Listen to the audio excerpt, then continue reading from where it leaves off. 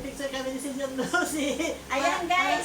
Para kami magkapatid na. Para kay mami natin guys, para ma-upload niya guys, para madala niya sa mapakita niya. Alam mo pala, sa pag-YouTube pala. Ayan, ganyan Pag namit mo guys. pala yung mga kaibigan mo sa YouTube, hindi malayo, hindi ibig sabihin malayo ang lugar nila. Ganun nararating natin ang kaibigan natin.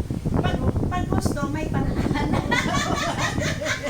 Oo nga eh. Ako magkasabi ka din sila, sige, hanapin ko lang kita, hanapin ko Yung lang isa, inaantay ko na mag-message sa akin kasi uwi nga daw siya noong December pa. Hindi naman siya nag-message. Talaga, maraming nangingatan sa YouTube. Yung isa kakapit-bahay pala namin sa probinsya. Namit ko lang sa YouTube na nasa Canada. Yung isa naman, si Edna na kaano ko sa YouTube. Magkalapit lang kami sa Caloocan. Magkalapit lang sa Caloocan. Pero,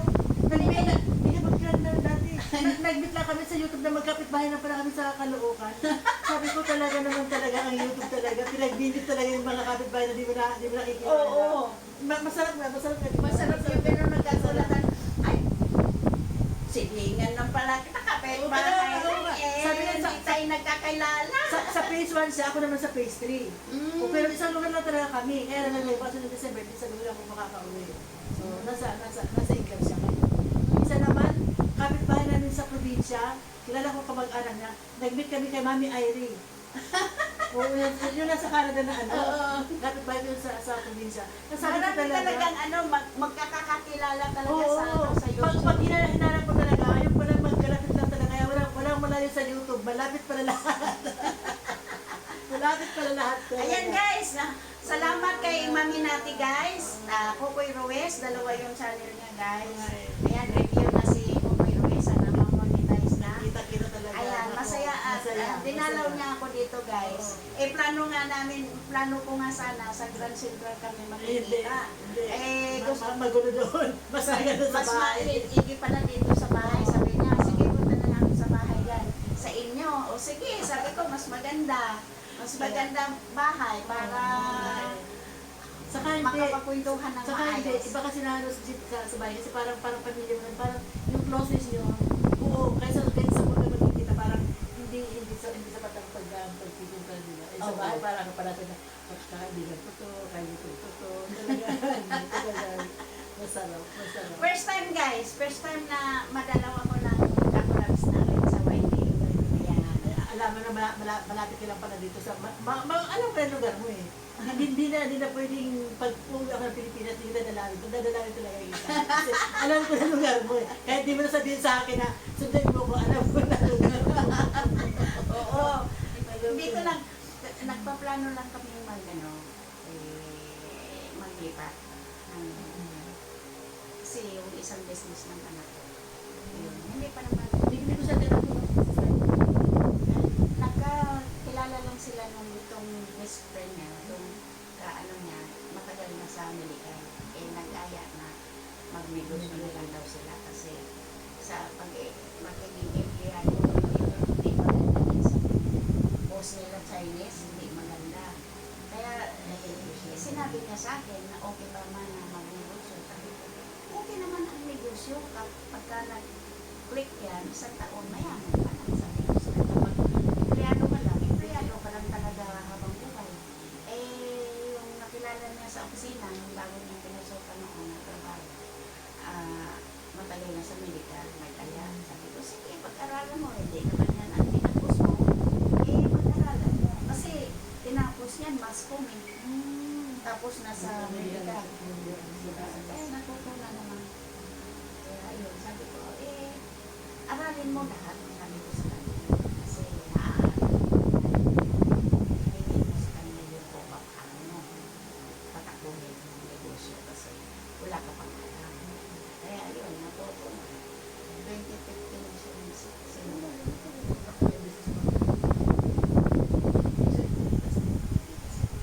Meron din. Kahit pa paano. Hawak mo oras mo. Hindi ka empleyado kasi. Hindi ka gigising ng Limitado. maaga para pumasok. Di ano ka dyan, di numero maganda kasi 8 to 5 na papasok ka lang, di ka malilate kasi malilate ka, bawas ang sweldo. Hindi. Ganon. Tsaka, bibigyan ka ng memo ng boss mo pagka lagi kang late. Ganon talaga. Ay, sana ganon.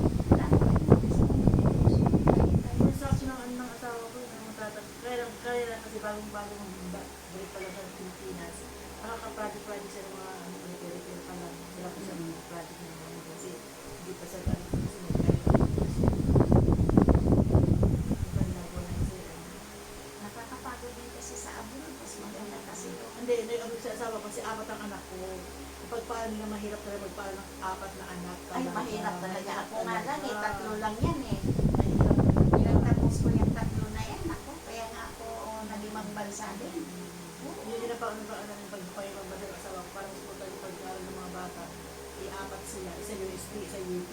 Dalawa yung nasa aeronautical school. So, mahirap talaga.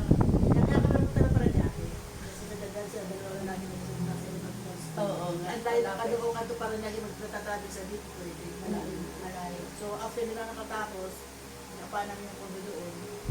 Bumalik kami ng asawa ko sa Caloocan. Yung isang anak na sa isang kondo na nakatira sa isang lugar din sa Las Piñas. Kasi ang trabaho yan, nasa Marati sa airport. Ayun.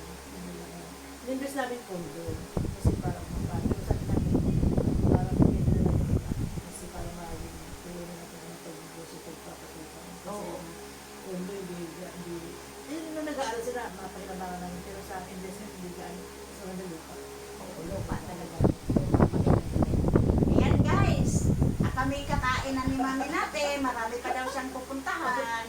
Dadalawin. Oo. Eh, inuna lang niya ako Oo. guys. Paglabas ko ngayon, sabi ko Sunday, kasi asawa ko, kausap niya yung taga-Amerika na magpapano ng bahay.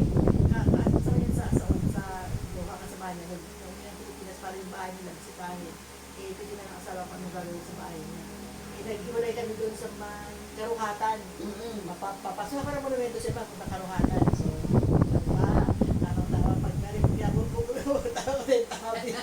Hindi pa din ako, di ba, ng tenta. Kaya nagkakalit sa baba ka, pang ano to sa bahay. Mabilis lang yung LRT. Bababa ka lang monumento dyan sa may Gran. Sa Gran lang bababa. Lagarin mo yung papuntang 10 Avenue. Doon ka sumakay ng jeep. Akala ko, Grace Park to, di ba? Oo, Grace Park. May kamag-anak ko dito, Grace Park. Oo. Sa Pinuso. Kala di ko dito po napunta. Napunta ako noon, bata, ano pa ako, hindi ko ang makikita na ng dito. Sa Pinuso. So, yun lang sa Grace Park. Oo. Grace Park. Kasi nakita ko doon sa may bangko yata doon eh. Grace Park. Sabi ko, Grace Park, Tech Avenue. Oh, ayan. Oh, sige, Okay sige. na. Bye-bye, Ano? bye-bye. 7 minutes. Thank you. Mayroon